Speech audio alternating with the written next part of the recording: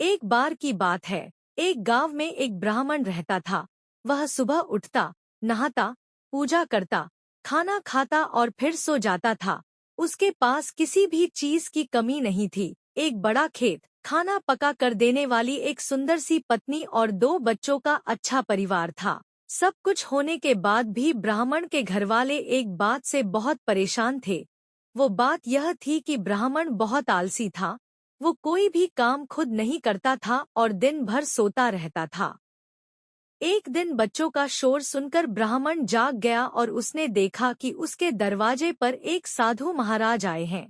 ब्राह्मण और उसकी पत्नी ने साधु महाराज का स्वागत किया और उन्हें भोजन कराया। भोजन के बाद ब्राह्मण ने साधु की खूब सेवा की। साधु महाराज उनकी सेवा से बहुत प्रसन्न हुए और उन्हें वरदान मांगने को कहा।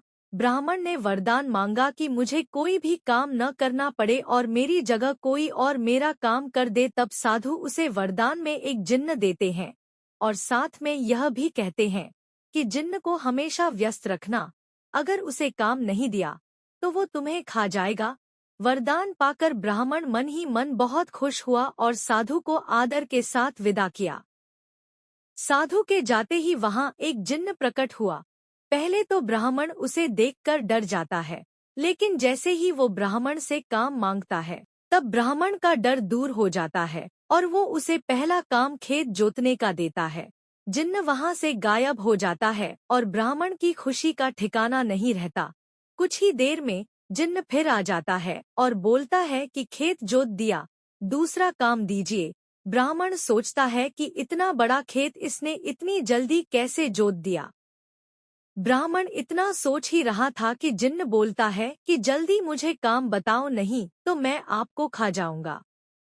ब्राह्मण डर जाता है और बोलता है कि जाकर खेतों में सिंचाई करो। जिन्न फिर वहां से गायब हो जाता है और थोड़ी ही देर में फिर आ जाता है। जिन्न आकर बोलता है कि खेतों की सिंचाई हो गई, अब अगला काम बताइए। ब्राह्मण एक एक कर सभी काम बताता जाता है और जिन्न उसे चुटकियों में पूरा कर देता है। ब्राह्मण की पत्नी यह सब देख रही थी और अपने पति के आलसीपन पर चिंता करने लगी। शाम होने के पहले ही जिन्न सभी काम कर देता था। सब काम करने के बाद जिन्न ब्राह्मण के पास आ जाता और बोलता कि अगला काम बताइए, नहीं तो मैं आपको खा जाऊंगा। अब ब्राह्मण के पास कोई भी काम नहीं बचा जो उसे करने के लिए कह सके।